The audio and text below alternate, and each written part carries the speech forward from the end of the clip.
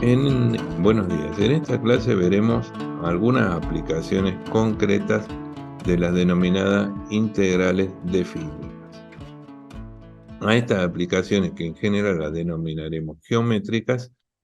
hacemos referencia a tres aplicaciones directas y un par más que son de aplicación concreta en situaciones de estudio de comportamientos físicos.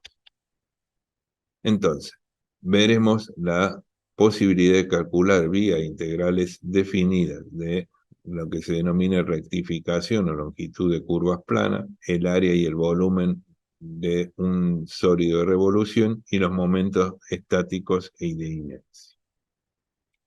Empecemos entonces con el cálculo de la longitud de un arco de curva, o, dicho de otra manera, la posibilidad de calcular trayectorias. Supongamos entonces tener una función continua en un intervalo AB. Recordemos que para que todo esto sea válido, la función debe ser continua en el intervalo de integración. Y pensemos en la posibilidad de calcular la longitud de esta curva desde el punto x igual a A hasta el punto x igual a B. Calcular esta longitud implica saber exactamente cuál fue el recorrido realizado. Por lo cual vamos a suponer primeramente que vamos a descomponer esta curva en una serie de eh, subparticiones a las que denominaremos poligonal. Es decir, la poligonal está formada entonces por la sumatoria de las particiones que hemos hecho. Si unimos con líneas rectas estas particiones, tendremos para una partición particular el esquema que vemos a la derecha de esta imagen, en la cual vemos entonces una partición genérica, dos posiciones genéricas en x, xy-1 y xy, su correspondiente ordenada, la curva que va por encima y la longitud de este segmento LI que une los dos puntos de contacto con la curva. Si pensamos entonces cuál es la longitud de este segmento LI, razonando que podemos construir una estructura similar a un triángulo rectángulo, por Pitágoras podríamos calcular la diferencia entonces de la longitud de este segmento LI como la raíz cuadrada de la sumatoria de los cuadrados de los dos catetos, siendo que el cateto horizontal es la diferencia entre los valores X y el cateto vertical sería la diferencia entre las imágenes. Hecho esto, y si sacamos factor común, la diferencia de los valores, de los valores en X, podemos llegar a una expresión muy parecida a la que nosotros habíamos observado en el teorema de Lagrange, la cual, de acuerdo al teorema de Lagrange, se puede reemplazar por la derivada evaluada en un punto C, con la condición de que este punto C esté comprendido dentro del intervalo en valores X. Hecho de esta manera y denominando a delta X como la diferencia entre los dos valores en variable X, reescribiendo la expresión de la longitud L sub I, podemos encontrar una expresión que involucra a la derivada de la función f de x, a partir del uso del teorema de Lagrange. Pero esta longitud es la de una de las partes. Si nosotros queremos calcular la longitud total, deberíamos hacer la sumatoria de todas estas longitudes particulares. Ahora bien, para que la longitud o la sumatoria de estas longitudes particulares sea más exacta y se acerque más al valor de la longitud de la curva, recordemos lo mismo que habíamos hecho en el cálculo de áreas planas, es decir, tomemos el límite de esta sumatoria para delta X que tiende a cero. Es decir, esto significaría hacer estas particiones lo suficientemente pequeñas como para que el arco o la curva se acerque a la recta LI. Mientras más pequeñas sean las particiones, más cerca estará la curva del segmento LI, con lo cual se puede decir que en el límite se va a tener el cálculo de la longitud real. Como habíamos mencionado previamente al referirnos al cálculo de área y a la sumatoria de las valores o de las denominadas sumatorias de Riemann, El límite de esta sumatoria es lo que nosotros denominamos integral definida, por lo cual, haciendo la salvedad del caso y razonando que vamos a ir desde el punto A al punto B, podemos hacer una expresión genérica en la cual, como vemos, aparece interviniendo la derivada de la función y el delta x se transforma en diferencial de x. Fórmula que nos permite entonces calcular una longitud de curva a partir de una integral definida. De la misma manera que hemos hecho este cálculo y con los mismos principios y conceptos genéricos, podemos también calcular lo que serían el área y el volumen de un sólido de revolución. Un sólido de revolución consiste en tomar una curva que se considera constante en un intervalo en particular y hacer rotar esta curva alrededor de un eje, con lo cual se genera un volumen contenido en esta curva, la cual a su vez tiene un área lateral. Lo que haremos primeramente será calcular el área lateral, para lo cual, como hemos dicho anteriormente, vamos a razonar que vamos a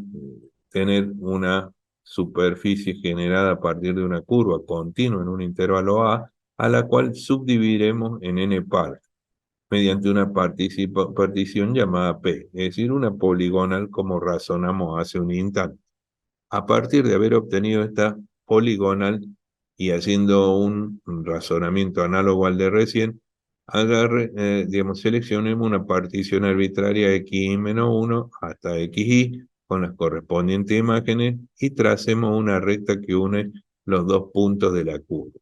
De esta manera, entonces tendríamos la misma recta LI que vimos hace un instante para el cálculo de la longitud de arco, con lo cual podemos aplicar una fórmula para lo que sería la superficie lateral creada por esa línea, no la curva, sino la línea LI, al rotar alrededor del eje X. Si hacemos rotar esta línea alrededor del eje X, lo que se forma es un cono truncado o tronco de cono de base circular. Por geometría podemos saber cuál es el valor de la superficie lateral del cono, sabiendo que la superficie lateral de esta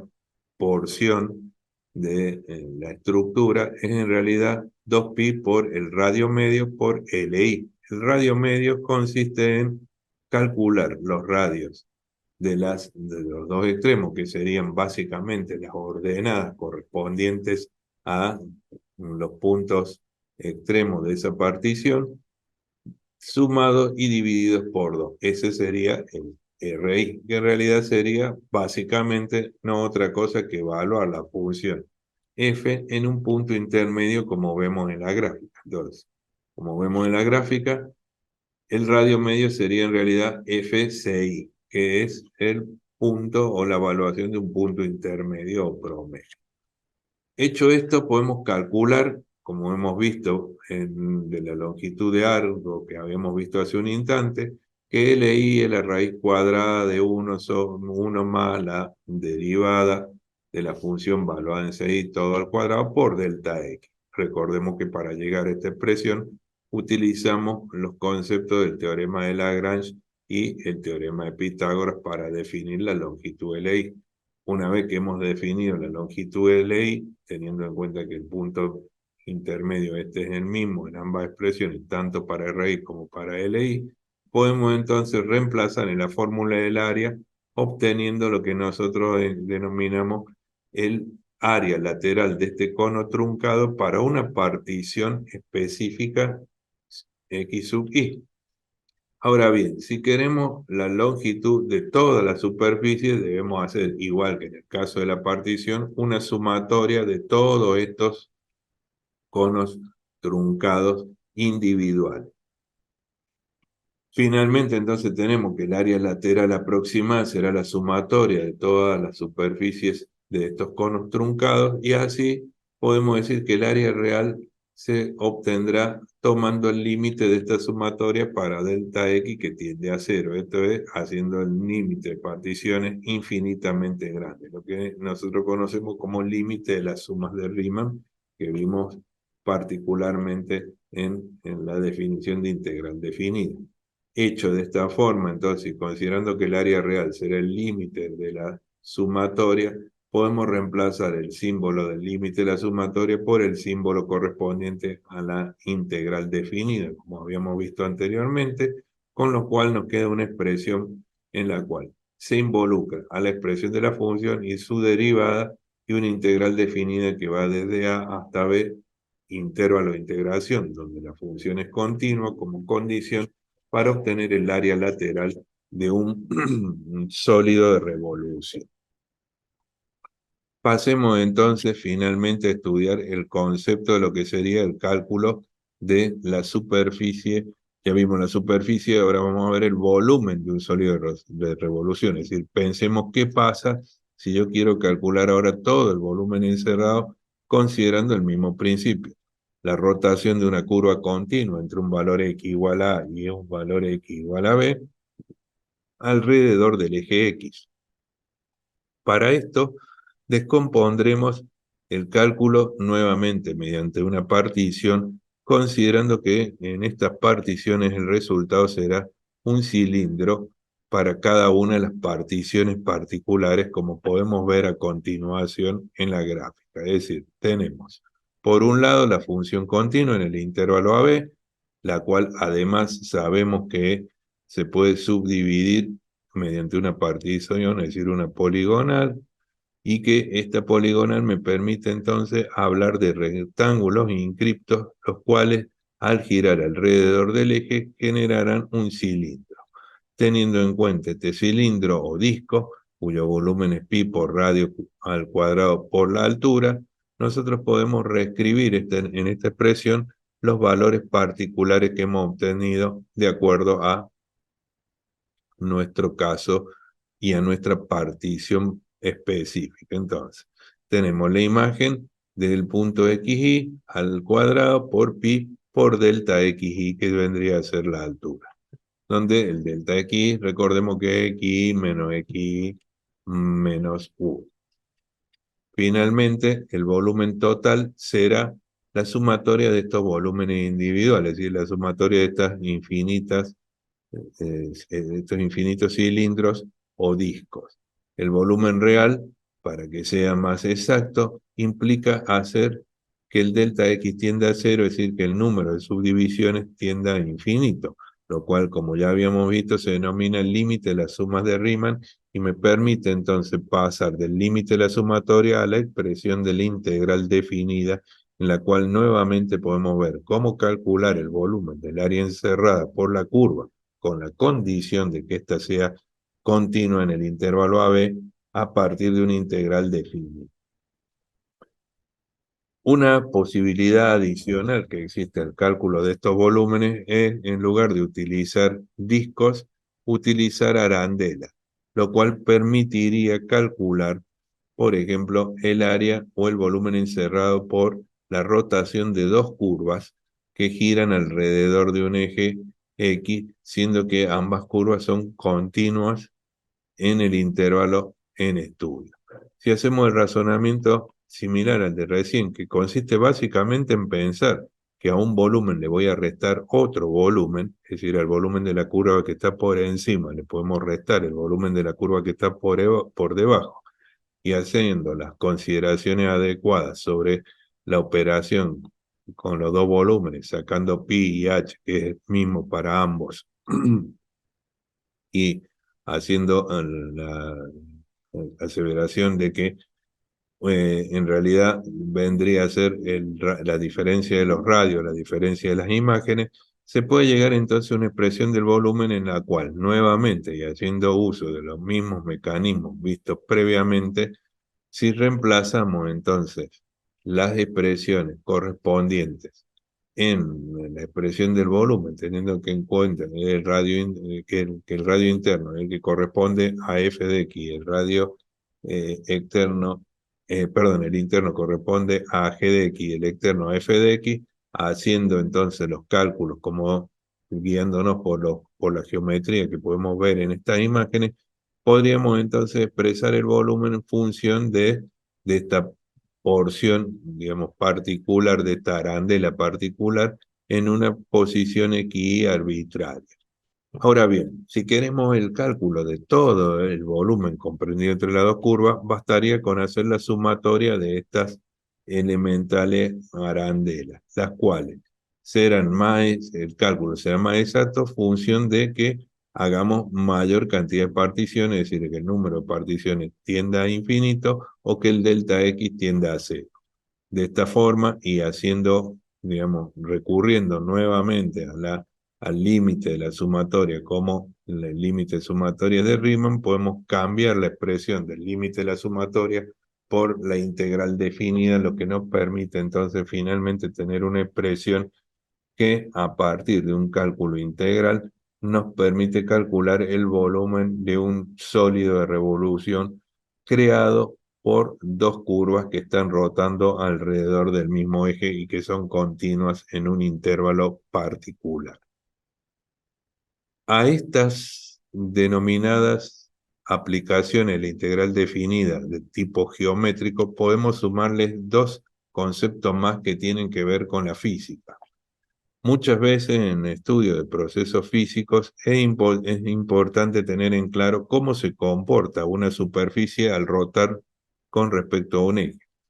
Este comportamiento está asociado